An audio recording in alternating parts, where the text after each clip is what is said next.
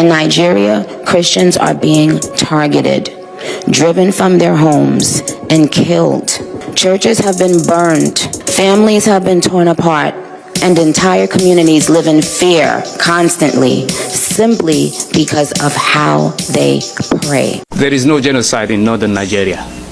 The first victims of Boko Haram are Muslims, not Christians.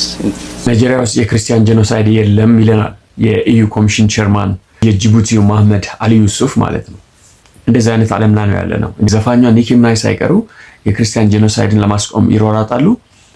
እዚህ አዲስ አበባ ላይ ተቀምጦ መሐመድ አሊ ዩሱፍ የሚባል የኢዩ ቸርማን ሆኖ እየመራ ያለ ሰው ፒውር የሆነ የናይጄሪያን ጄኖሳይድ ድናይ ያደረገ ነው።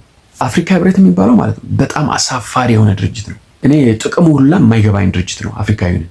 ናይጄሪያ ውስጥ ክርስቲያን የማጥፋት የጀመረው በጣም የቆየ ነው። አሁን ይሄ ቦኮ ሃራም መጥቶ 50,000 መግደሉ ነው እንጂ ከዛ በፊት እኮ የ1970ዎች ላይ ቢያፍራ ሪፐብሊክ የሚባለው አካባቢ የመገንጠል እንቅስቃሴ ያደረገው በአክራሪ እስላሞች መጨቆን አልፈልግም ብሎ ነው። 1 ሚሊዮን ክርስቲያኖችን ገለዋል።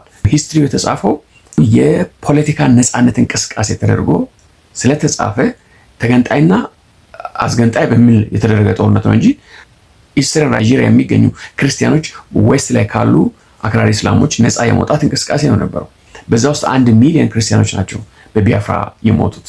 አክራሪው አሁን ሃይማኖታዊ ተቋም መስርቶ አሸባሪ ድርጅት አቋቁሞ ቦኮ ሃራም የሚል ይዘው ከመጣ በኋላ ኖርዘርን ናይጄሪያ ላይ በነገራችን 500 በአንድ መቃብሮች የተቀበሩ አሉ፣ 100 አሉ፣ 300 አሉ። እንደዚህ ክርስቲያኖች ማስክሬቭ ሞልቷል።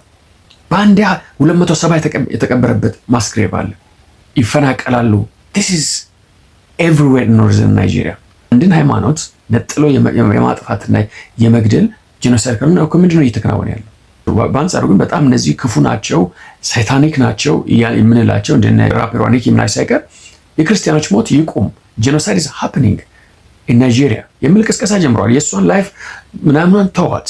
ኒኪ ሚናጅ ሁሉ ጊዜ ራሷን ክርስቲያን ነኝ ምናምን ብላ መዝሙርም ዘምራለች። ከዘማሪዎች ጋር ምናምን ያወጣችው ክሊፖች ምናምን አሏት። ዳስ ቴረብል። ነገር ግን አትሊስት ከፖለቲሻኖች በተሻለ ወደ አደባባይ ወጣ የክርስቲያኖች ሞት ይብቃ ብላለች። ናይጄሪያ ላይ ጄኖሳይድ ክርስቲያኖች ላይ እየተፈጸመ ነው። ይሄንን ዓለም ሊያስቆም ይገባል።